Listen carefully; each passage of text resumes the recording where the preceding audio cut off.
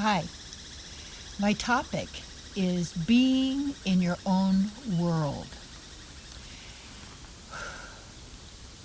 I just went through something for the last few weeks, and it was a pain they call sciatic, like compression in the body and the leg, and the pain of it. I was fine the whole time, but and to look to see, well, what was the cause of that? What set me up to have that experience? And I have a wonderful healing professional I work with who does acupuncture and that sort of thing, getting the energy flowing. And so anyway, started to look at what was it that brought about this pain in the body and put me basically out of commission for 3 weeks. But still, I read, I studied. It was time well spent, so it wasn't that. But to look to see, well, I don't really want to have that again. So what was the cause of that? And it doesn't mean that I was looking to see who's to blame or whatever. And it was called stacking. That meant it was a number of things that were happening.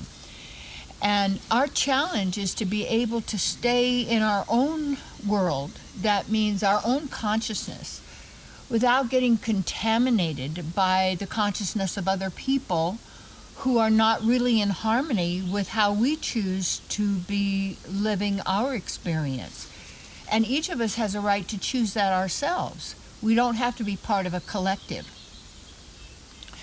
And that means that we don't just get along to go along. We don't just sell ourselves out for money or for whatever else that we think that we need or desire in these physical bodies. And yet we have to take all those things into consideration. But the key is staying focused and centered in ourselves without all of these distractions, interferences, all of the fear, all of the anger, all of the guilt, all the shame, all the stuff that's going on out there, the war, the fighting, the this and that. But people don't even know what they're fighting for. It's just the fight to fight the fight for some reason. And we get caught up in other people's consciousness. And consciousness is contagious. So a happy attitude helps other people to be happy unless they really want to be angry. And then they could get really angry because you're happy, that kind of thing. And souls are feeling bodies.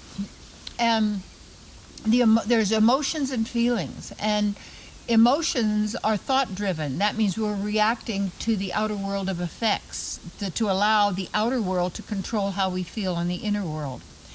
And then looking in the outer world to find the satisfaction and the happiness and the good feelings that we really desire. So we're trying to manage and get everything going on in the outer world to protect us, to maintain our status quo, to give us what we need. And it always comes up short because the only place where we can really have that satisfaction and fulfillment is when we're really centered in ourselves. And as feeling bodies, feelings are natural. Those are soul generated. There is no opposite to love. Fear is not the opposite of love. That's ridiculous because fear is an implant. It's not natural to the divine beings that we are because we have nothing to fear. There's no thing that can frighten us because things are creations and we're not a creation. We are eternal beings. And so by staying in your own world, oftentimes people say, well, you're in your own world. You mean, well, I'm supposed to be in your world? Well, you're just doing what you want to be doing. Well, what are you doing? Are you doing what you want to be doing? And how do we keep our center if all around us is a cyclone? How do we keep our center if whatever's going on with everybody else in their world? Because it's almost like, well, if you care, you have to get involved and you have to take on their problems and you have to build that consciousness. You got to fight the fight and do all these kind of things that really aren't natural to us. We don't need to fight because we don't have an enemy, you see. So the only enemy we could ever really have that could get to us is to be an enemy to yourself. And to be an enemy to yourself is to get caught up in self-destruction. And emotions are so strong, like anger and hatred and jealousy and envy, competition, grudges. Look at these energies, what they do.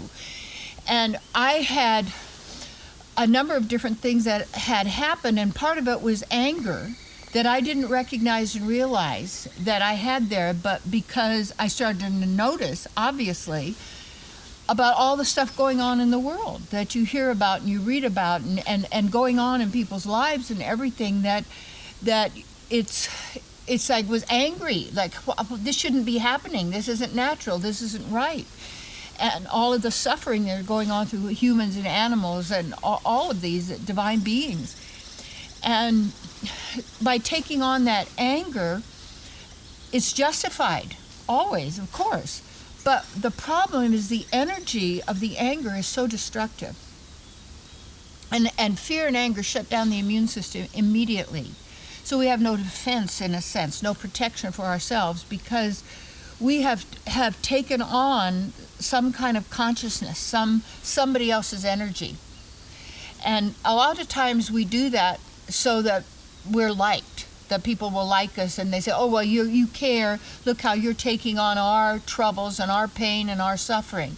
No, when you live in your own world, it doesn't mean that you don't have compassion and caring for others and want the best for them. And everything that you're doing really is the most harmonious you can be, given where you are and what's going on, time, place, and circumstance, to be in harmony with yourself and to be in harmony with nature and therefore in harmony with everybody.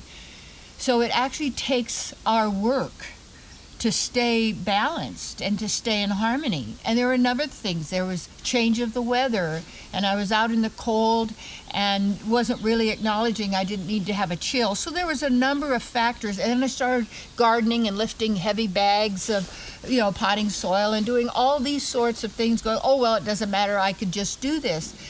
And so the stacking was one thing. There was the anger that was there that I hadn't recognized, and that becomes like fire and heat and is energy. And to realize that anger comes from hurt, and hurt also can generate fear. And if you take a look at who you hate and what you hate in the world, it's also what you fear. And it's who you fear and what you fear. And these fears are actually thought forms. And they say, well, you have to be realistic about it. There is something to fear. Well, it's a thing, so it's a creation, so it's going to have an end. Everything that has a beginning has an end. And then that end is going to generate another beginning, because, in a sense, that's how the time machine operates. It continues to do that repetitively. But we're not of the machine. We are divine beings. And we're sensitive and we're caring. And you don't want to be empathetic in the sense of taking on the other person's troubles. That doesn't help them. And you don't help someone by getting into the ditch with them. You throw them a rope or a ladder. Knowledge, information, food, whatever you can that's going to help them to attain what they want, but they themselves have to desire, have to know what they desire in their hearts, what they desire. And what happens is, with the problem with desire, is that we have so many desires out there and so many expectations and all of this stuff coming at us all the time from every which way, that the key is we have to get back to nature. And like right now, to be outside, it feels so good, and leaning against this tree and my body feeling the energy of the soil and the earth, and pretty soon be hearing the birds, and having that time that we give ourselves to be peaceful, to be quiet, to center ourselves, to do our spiritual work.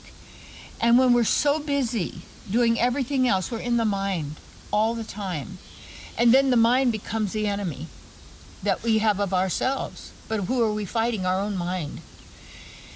And allowing the consciousness of others who are in their minds and in the fighting game, and whose side are you on in this war and that challenge, and fight against this and keep this going. Wait a minute. You don't have to partake of any of it.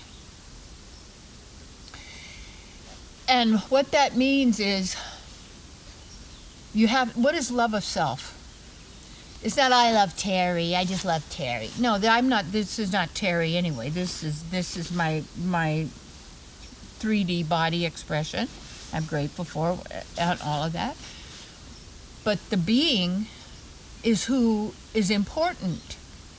For when we're centered, we're not stacking one issue on another issue and on another issue, because the more we become unconscious, the more we become repetitive, the more we're following all mind programs or whatever is coming at us through the continual media. You've got to unplug.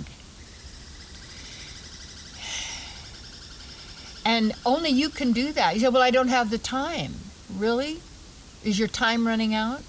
How much time do you have? Time bigger than you? Time greater than you? Okay. Really comes down to you and you're in the divine, you and God, you source. You know, we can't even use the word God now, but it doesn't matter. They're just words. Because see, when you know and you experience yourself, it's beyond the creation. You are a co-creator. You're a creator. Yeah, you're a creator being. You're a love being, compassionate, caring. But caring doesn't mean I take on your problems. Caring doesn't mean I lose myself. Caring doesn't mean I betray myself. See, you're an eternal being. It's all there in the aloneness of yourself. And you got to do this for you. What's true, what's valid, what's meaningful. Not all this mundane stuff. Not all of this trite stuff. These running here and running there and running. You're an eternal, you cannot die. You're going to be with you forever. Always have been. You are eternity itself. And the fear of dying, the fear of loss, the fear of my family, my this, my stuff, my things. It's so dramatic. Yeah, look what you're doing. Your drama. Fakey movie. I always ask people, would you spend $20 or $10, whatever it costs to go to some movie of your life? Is it that interesting? See, you are life. And if you gotta love yourself, which means honor yourself, what do you need? It's not going to come from anybody or anything out there. But how you're going to help yourself is to get back to who you are. Take those things away from your children so that they become technocrats. Really? They're divine beings. They're gods. With all divine powers and creativity and magnificence. That's where we need to be. And then every day give yourself opportunities to tune in, to breathe, to center yourself, to let go of the pettiness, to get go of the circuses and the games and the this. What are you doing? Cog in a wheel?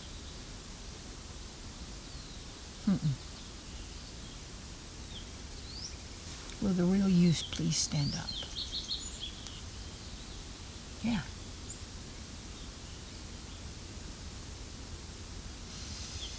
Take some nice breaths. Use your breath to center you. Find your meditation ways. Go to the quiet places. Get back to who you are. There's nothing wrong with you. You never really made a mistake. No. Trust in the divine. Mm-hmm. Mm-hmm.